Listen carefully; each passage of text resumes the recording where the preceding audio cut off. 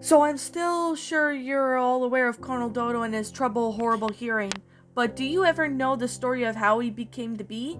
The story is about how young Dodo became the most powerful and respected people of all in Funny Pasta history. The story of how Dodo became control of the seven seas and the faithful accountant Captain Hook.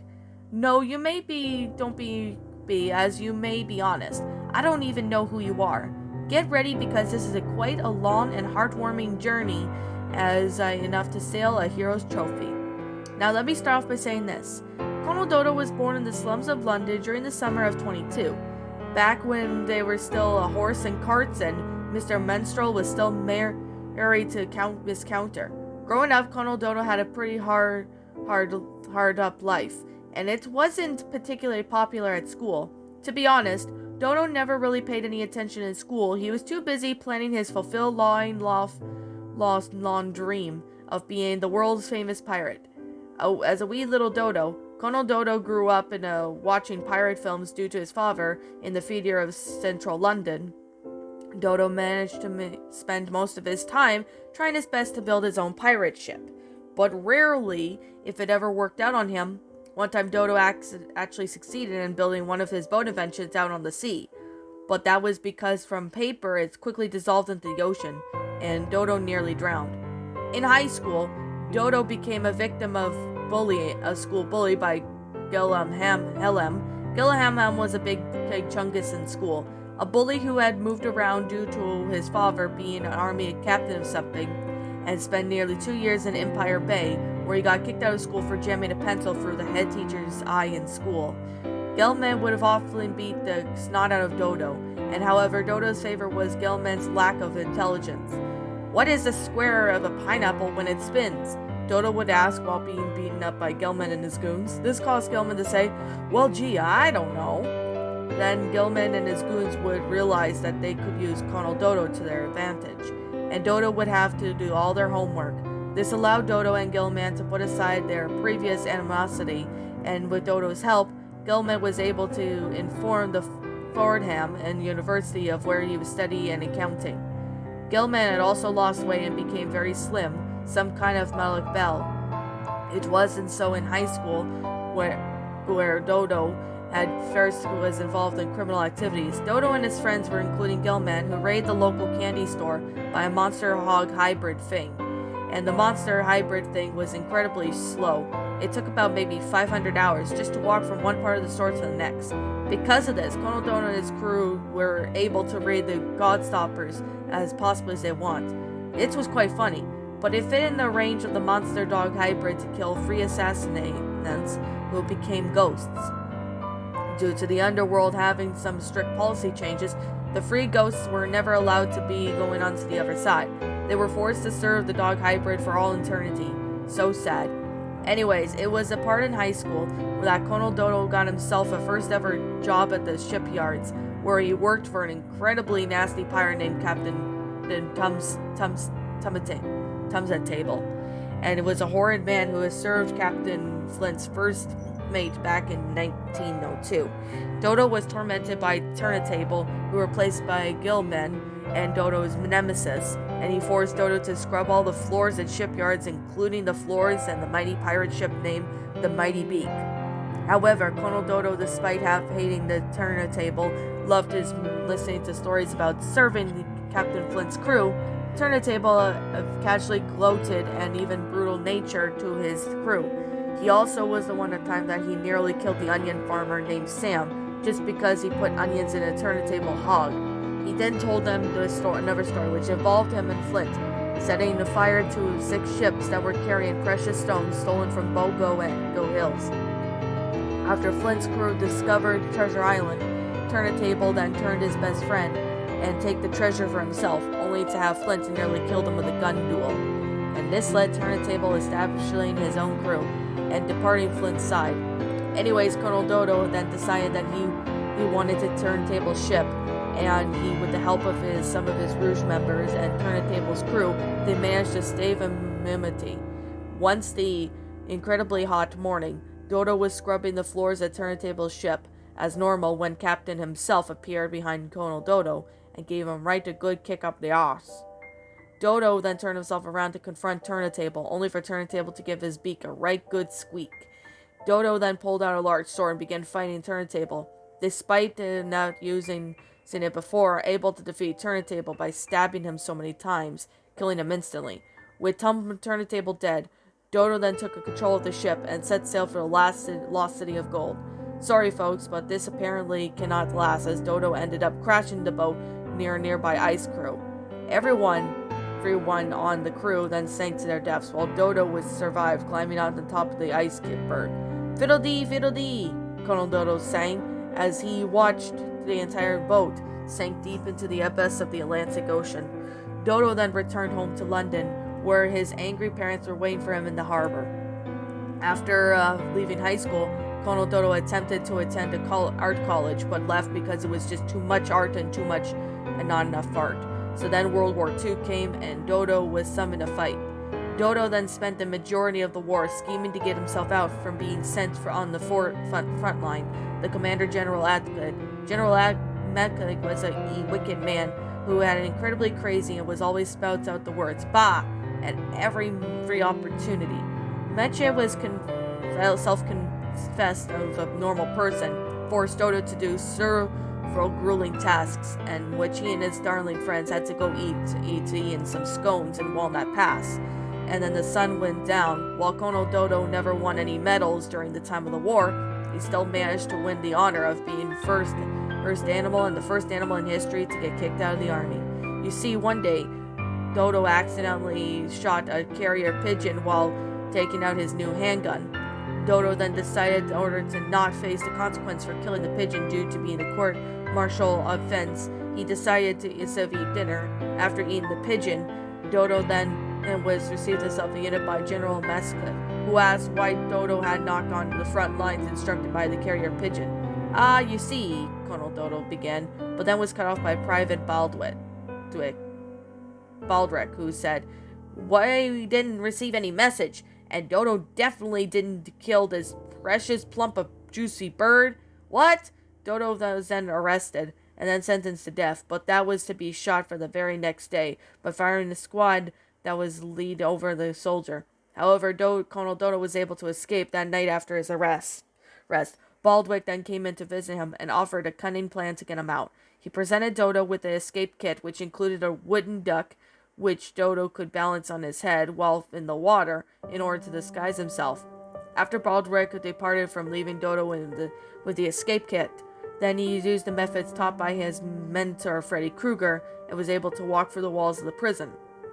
Upon leaving the prison, Colonel Dodo then broke out and ran. And he ran and he ran and he ran some more. He ran all the way to the docks, where he was caught by a fiery Empire Bay. While on the ferry, Dodo then sat in the room and then he looked out the window, and the streets of London glowed like fireflies of hell. Once General Malquit discovered that he had broken free, all hell broke loose, but Dodo wouldn't be there. Arriving at Empire Bay, Dodo then worked at a serious mundane jobs until 1951, where he was landed the job at working one at a shop owned by Norris Fiddling. Now in the late 1950s, Norris was not the only crazy lunatic with a hatred for suburbs and lemons that we all know today. No, back in the 1950s, Norris was such a much calmer and still annoying man with a head full of hair, and had a lot of passion for the young Norris. Dodo worked for Norris as a security guard, and has helped by beating up any punks who had tried to rob Norris of his stock. And he and his blooming fugs, pink buttons that wouldn't even with the wrong starbursts and god stoppers, Norris had asked Dodo one day, who responded with simply, "I don't know, matey boy." For the next 2 years, Dodo then worked happily at a store and even got promoted to become Norris's assistant. That was until the part that received a visit from Captain Hawkeye. Hawkeye was formerly the first one of the mate of James Turntable, and then he had survived Dodo's immunity, and then as well as the ship crashing into the iceberg, as well as some kind of Titanic. Squawk Eye then revealed that he was collecting protection money from the shops in Empire Bay, and demanded that Fiddling paid up. Fiddling, who didn't have a cent to occupy to let Dodo exchange for getting their Hawkeye's son a job up there. Hawkeye's son was really annoying goat, who is just so stupid that it could be such a sin. And yes, Hawkeye's son was a goat, so he said, "Hey, I got cabin fever too," Hawkeye Jr. saying as he danced around the store while Dodo was thrown out of the premises by 2 Hawkeye guards. That evening, Dodo returned home to his apartment later in Little Italy, and then got ready to return home to London when he received a visit from someone that would change his life forever. It was none other than Captain Hook himself, who would later go on to become Dodo's accountant. He was accompanied by Dodo's first mate, Henry Bastos. The pair were actually very worried about Dodo's actions during the war, and asked him to help sailing the truck carrying all the diamonds which belonged to Hawkeye. Captain Hook was born in London, and growing up he had seen firsthand the power of corrupted people. After his uncle was nearly killed by a local cartel, Henry meanwhile was homeless for many years until he eventually headed up to Empire Bay, where he would find a better life. Dodo's similar story of bullying and even perseverance inspired the two who paired to let Dodo go in on their robbing ways. So Dodo, despite all the initials reluctance, agreed to help them with the robbery. So the robbery went on without a hitch, and Henry Ballators then and carried the jewels up to the rest of the Kingston, in order to keep them safe until Hawkeye has forgotten about them. Sadly, the following day, Hawkeye confronted Dodo in his own apartment, and he demanded that his diamonds would be brought back to the ship down by sundown in 3 days. 3 sunrises and 3 sunsets, 3 days, Dodo, Hawkeye said as he spat on Dodo's eye, before making his way outside to the busy streets of Empire Bay. Now Henry and Hook both wanted to pay Hawkeye $1 million of loans $1 million, but Dodo had other ideas. He suggested the pair that they start paying the Hawkeye back the money, instead of just killing Hawkeye, and they just take control of the ship. The two then pair looked at each other and dumbfounded and asked, "But why? Why? Well, tell ya," Dodo said before continuing with, "All my life I've ever wanted was to sail the seas without having to get a fear in this world. If we actually managed to pull this one off, we'd be making history." Captain Hook said that some kind of Detective Norman. The trio of Dodo, Hook, and Henry then proceeded to head down to the bayou where Captain Hawkeye and his crew were getting their hands on the shipment full of cigars. I haven't fully smoked a cigar in quite some time, a while. Ha ha ha. Anyways, Captain Hawkeye, upon noticing the trio, an incredibly smug face, and he asked, "Hey, you got any oysters?" "Nah, I got something better," Dodo said, incredibly smug voice, as Captain Hook and Henry Abatas both draw machine guns and began moving up and down all of Hawkeye's henchmen. Of course, Hawkeye made an urgent distress call to one of his friends, dispatching the many armies of corrupted soldiers to kill Dodo. However, Dodo and his friends then moved too quickly, and they were able to kill all the soldiers. Hawkeye then even attempted to make a break for it by heading inside the old abandoned hotel, but Dodo was hot on his tail, and Dodo even followed Hawkeye up to the penthouse salute, and then proceeded to pull out a solid gold revolver. He then pushed the revolver straight up to Hawkeye's head, who then remembered, "Hey, can't we just be friends? Say hello to Turntable for me," Dodo said, as he shot the bullet right through Hawkeye's forehead, killing him instantly. With Hawkeye dead, Dodo and his friends then took control of the ship and sailed onward towards Oakton City. In Oakton City, one of Hawkeye's best friends, a corrupted governor named Tackleton, was plotting to make piracy illegal, but with Hawkeye being dead, he was getting ready to cancel the idea. Knowing fully that well of Tackletown, he would then have the power and resources to bring him to justice. Dodo then brought him with the Tackleton's long-lost twin brother, Blurry, who had just been served as a debt collector in Hawkeye's crew. Dodo knew with Tackleton's own flesh and blood being a pirate, he would be forced to help the piracy of becoming illegal in the world. As you could see, Tackleton was incredibly a powerful old governor who is part of the board of directors. The board of directors then decided on what the laws they had the world to follow, and Tackleton saw Dodo after his domain without an invitation and sobbing heavily. Not only because Colonel Dodo, no, Tackleton then began sobbing heavily because of this fiance had left him for a cricket. Yes, a cricket. A cricket harf my ass. Torched out little Torch that little bug, would you? Governor Tackleton's tears were in despair and then changed into tears of happiness upon seeing his long-lost twin brother Birdley for the first time over 30 years. I feel as light as a log, heavy as a hummingbird, Tackleton sang as he began dancing to his bro in 1970s jazz music. Hey, don't you feel bad? You just lost your wife. You just lost your Christmas instead, Dodo proclaimed in an incredibly dumb voice, which was rather out of character for old Dodo. But what the hell, it's Christmas. Okay, Tackleton proclaimed happily, and then proceeded to get extra close to Dodo's face. He didn't look like Dodo looked directly in the eye, but his breath of this man did stink. It smelled like worsted and eggs. Ew, that's pretty nasty, I say. Somehow Dodo's plan had worked and had everything. Governor Tackleton was then the board of directors to make piracy illegal. Dodo and his friends were able to go on pirating without the fear of Tackleton turning them down later. In the 1980s, Colonel Dodo had a big falling out with Captain Hook over a bad lamb shlab, which had landed in Dodo right in the hospital for a month. Dodo and Hook had opted to go their separate ways as for a couple of years.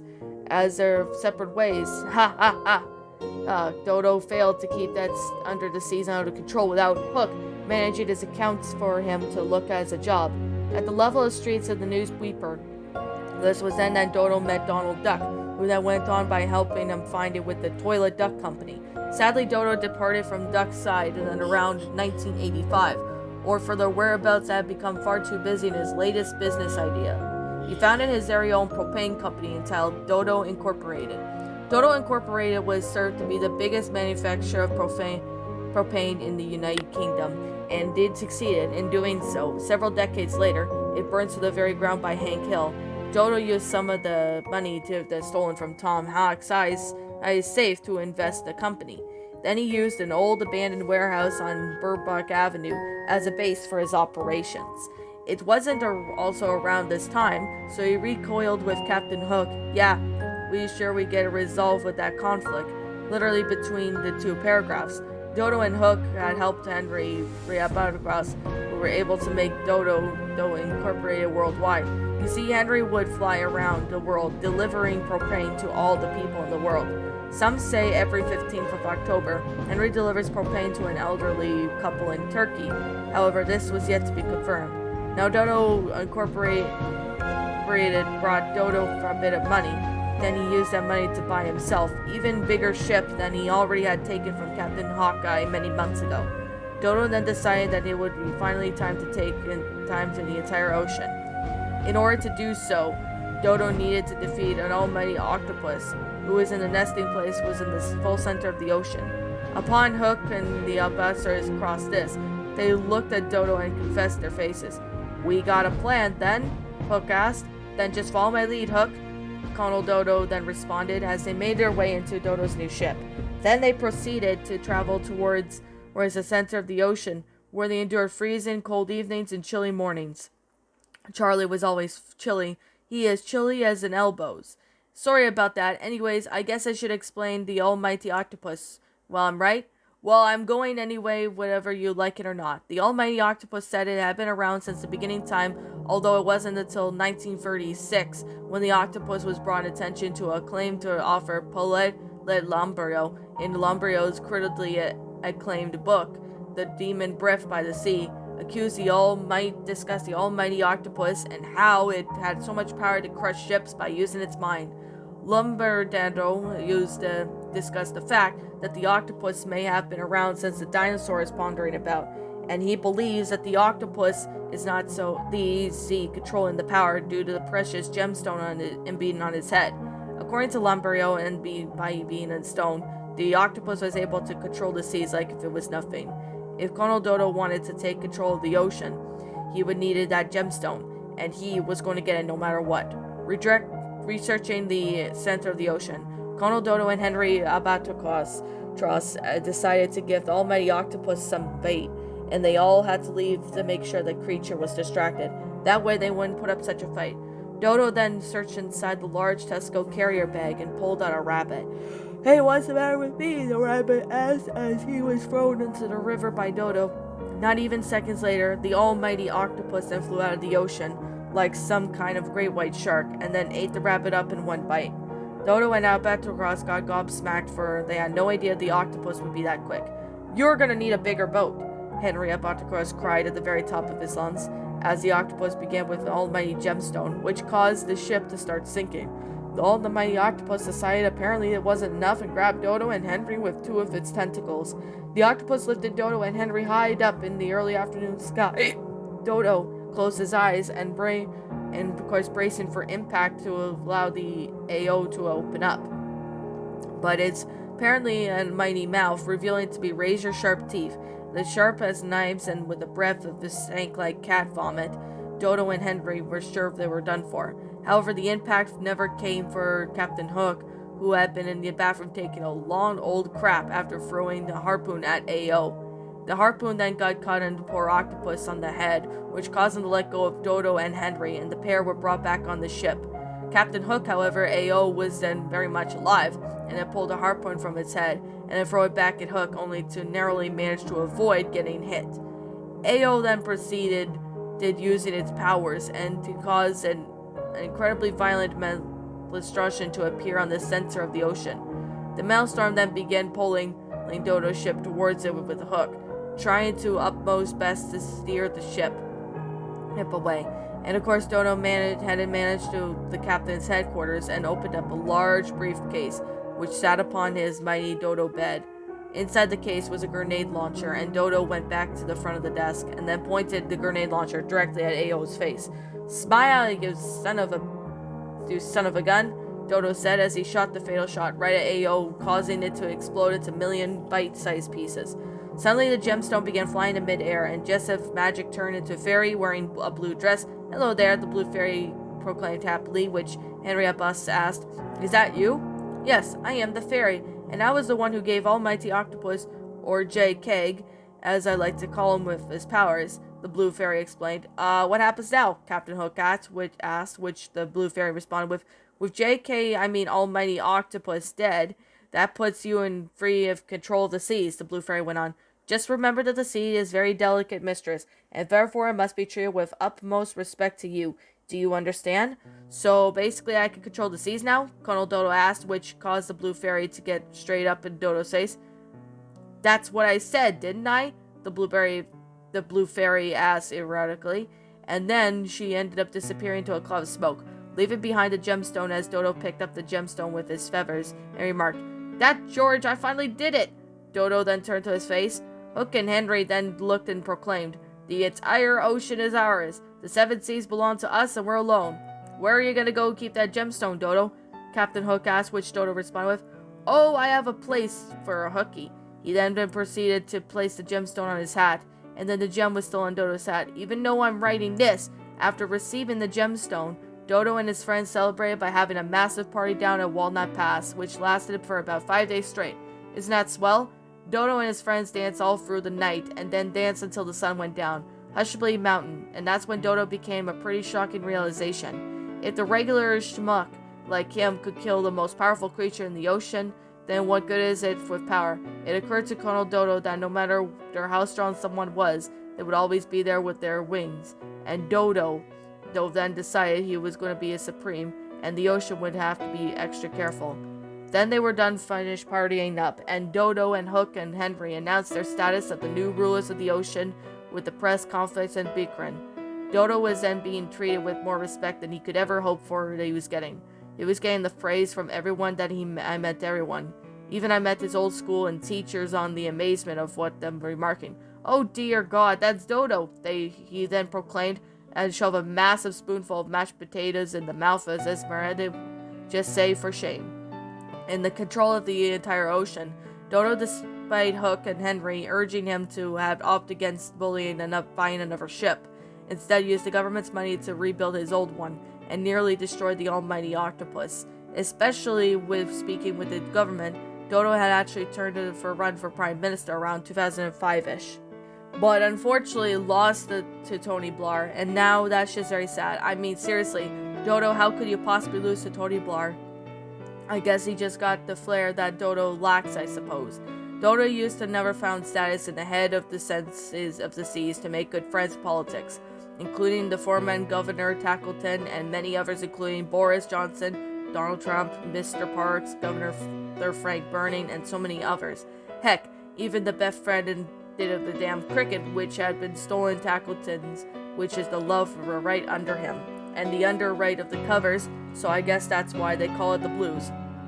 By the 2000s, Colonel Dodo had built himself an empire, and he was one of the richest people in the world. It was said that even Mr. Park himself was jealous about Dodo's new success. Not only very hard to see what that was, quite honestly. Dodo's fame and glory became seen him as a few parts over the years. Granted, they had been a few bit parts, but there was still Dodo was very grateful for the opportunity. He even got his bipolic entitled Dodo By Modo, and it was shared to be Leonardo DiCaprio as Colonel Dodo, having it personally been selected for Dodo himself. For the part, DiCaprio had to wear an incredibly dodgy-looking Dodo costume. Despite the costume that was in the box office success, won about 15 awards, including the Golden Part Snip and then awarded now, and that's just as cheeky as Colonel Dodo. Sadly, the same level of success cannot be said for Captain Hook and his Henry Abras. The pair had quickly grown jealous of Colonel Dodo's famous success, but they did not say anything out of fear of possibly destroying their friendship. After all the weird sense, the trio had then grown together. Eventually, Henry departed from Dodo's side after more than 50 years, and then Henry then found his true love in the mother of Bob, the same Bob that never speaks. Sadly, Bob was still planning to kill Gordy, but with the other bad guys, would let him do it? I highly doubt it. So Henry and his love began traveling around the world together, and Dodo still gets postcards from Henry from time to time. But with Henry gone, Dodo decided that he needed a few things first made so he could begin interviewing several people, possibly candidates including Mr. Badger and incredibly rude news reporter Gareth Eggplant, before he could eventually decide on Peck Flex. Peck had eventually met Dodo years ago, and he and Hook were chopping down trees to make up for the giant past. Peck eventually joined Dodo's crew, and then the pair eventually supposed to be a secret code. Then the simple was some counting work. Dirk blasted Bird, Hook yelled angrily while trying his best to strangle the Peck only to death, but only to get stopped by Colonel Dodo. Sadly, Colonel Dodo's happy life then upturned when Hook and Peck left around May of 2020, after their older ship was destroyed by Hank Hill and his cohorts to set out to find a new ship, which had been sold in Empire Bay, with Captain Kitty, who, of course, formerly worked at Dodo Incorporated.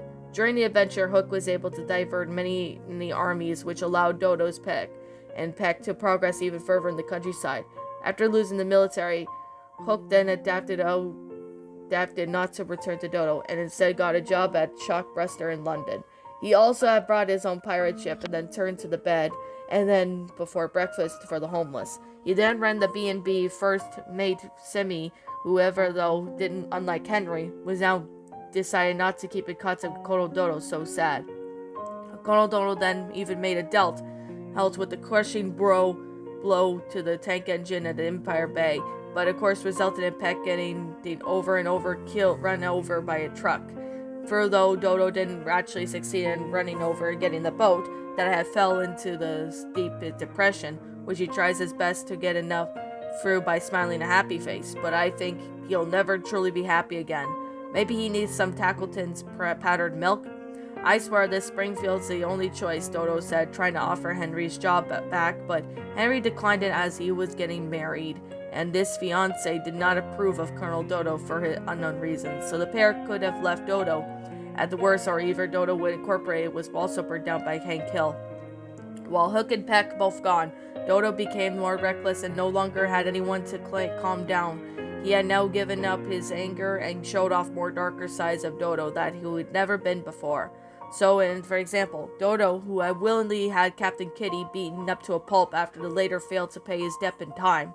He also burned Richard Bagg's own property due to him thinking that Richard was responsible for it burning down, but he never even thought for a second to suspect that Hank Hill was responsible. Heck, Dodo even began getting involved with lost media or something, and he would never have done Hook or Peck or Henry if they'd been around.